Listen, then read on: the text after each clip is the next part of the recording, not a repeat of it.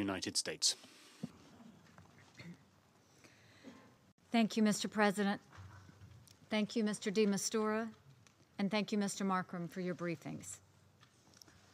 Almost exactly 1 year ago, I stood on the floor of the Security Council and held up pictures of dead Syrian children.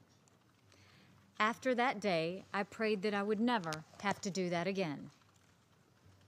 I could. There are many truly gruesome pictures. Many of us have worked hard to ensure that one day we would not have to see images of babies gassed to death in Syria. But the day we prayed would never come has come again. Chemical weapons have once again been used on Syrian men, women, and children. And once again, the Security Council is meeting in response. This time, I'm not going to hold up pictures of victims. I could. There are many, and they are gruesome. Worse are the videos imprinted in our minds that no one should ever have to see. I could hold up pictures of babies lying dead next to their mothers, brothers and sisters, toddlers and infants still in diapers, all lying together, dead. Their skin is the ashen blue that is now tragically familiar from chemical weapon scenes. Their eyes are open and lifeless. White foam bubbles from their mouths and noses.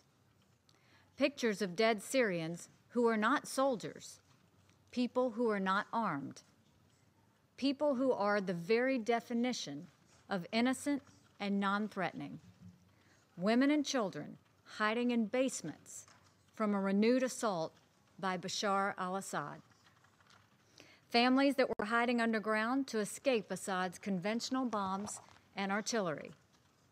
But the basements that Syrian families thought would shelter them from conventional bombs were the worst place to be when chemical weapons fell from the sky.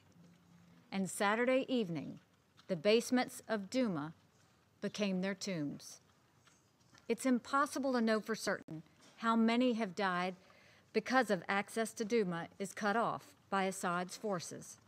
But dozens are dead that we know of, and hundreds are wounded. I could hold up pictures of survivors, children with burning eyes, choking for breath.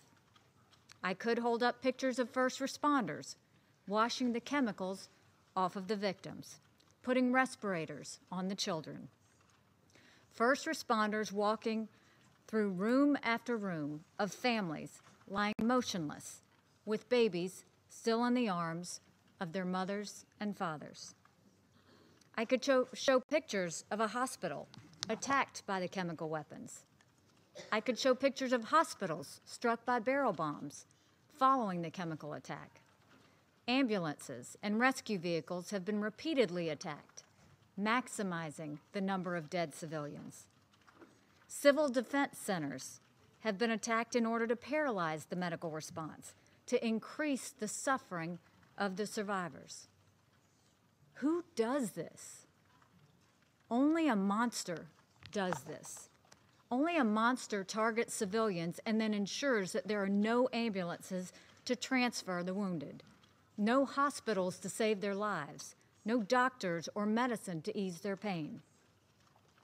I could hold up pictures of all of this killing and suffering for the council to see. But what would be the point? The monster who was responsible for these attacks has no conscience, not even to be shocked by pictures of dead children. The Russian regime, whose hands are all covered in the blood of Syrian children, cannot be ashamed by pictures of its victims. We've tried that before. We must not overlook Russia and Iran's roles in enabling the Assad regime's murderous destruction. Russia and Iran have military advisors at Assad's airfields and operation centers. Russian officials are on the ground helping direct the regime's Starve and Surrender campaign, and Iranian allied forces do much of the dirty work. When the Syrian military pummels civilians, they rely on the military hardware given by Russia. Russia could stop this senseless slaughter if it wanted. but it stands with the Assad regime and supports without any hesitation. What's the point of trying to shame such people? After all, no civilized government would have anything to do with Assad's murderous regime. Pictures of dead children mean little to governments like Russia, who expend their own resources to prop up Assad. And this council, which saw these pictures last year, has failed to act because Russia has stood in its way every single time. For a year, we've allowed Russia to hold the lives of innocent Syrians hostage to its alliance with the Assad regime. This allowed Russia to also weaken the credibility of the United Nations. We are quick to condemn chemical weapons in the Security Council, but then Russia prevents any action, vetoing 5 resolutions on this issue alone, 11 vetoes altogether to save Assad. And our lives go on as usual. The Council created the Joint Investigative Mechanism. It found the Syrian regime responsible for the attack at Khan Sheikhoun a year ago. Because Russia supported Assad and his actions, Russia killed the mechanism. We condemned it, and our lives went on as usual. We pushed for a ceasefire. The Council unanimously agreed, but it was immediately ignored by Russia and Assad. We condemned it, and our lives went on as usual. And now, here we are, confronted with the consequences of giving Russia a pass in the name of unity. A unity that Russia has shown many times before they don't want. Here we are in a world where chemical weapons use is becoming normalized. From an Indonesian airport to an English village to the homes and hospitals of Syria. Since the Assad regime used chemical weapons at Khan Sheikhoun 1 year ago, chemical weapons have been reportedly used dozens of times, and this council does nothing. What we are dealing with today is not about a spat between the United States and Russia. This is about the inhumane use of chemical agents on innocent civilians. Each and every one of the nations in this council are on record opposing the use of chemical weapons. There can be no more rationalizations for our failure to act. We have already introduced and circulated to the Council a resolution demanding unrestricted humanitarian access to the people of Douma. Assad is doing all he can to assure maximum suffering in Douma. Our priority must be to help the starving, the sick, and the injured that have been left behind.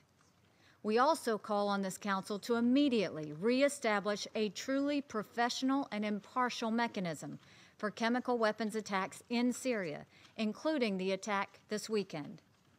We hope our colleagues on this council will join us, as they have before.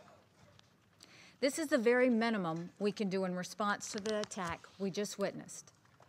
Russia's obstructionism will not continue to hold us hostage when we are confronted with an attack like this one. The United States is determined to see the monster who dropped chemical weapons on the Syrian people held to account. You have heard what the President of the United States has said about this. Meetings are ongoing. Important decisions are being weighed even as we speak. We are on the edge of a dangerous precipice. The great evil of chemical weapons use that once unified the world in opposition is on the verge of becoming the new normal. The international community must not let this happen. We are beyond showing pictures of dead babies. We are beyond appeals to conscience. We have reached the moment when the world must see justice done. History will record this as the moment when the Security Council either discharged its duty or demonstrated its utter and complete failure to protect the people of Syria. Either way, the United States will respond. Thank you. I thank the representative of the United States for her statement. I now give the floor to the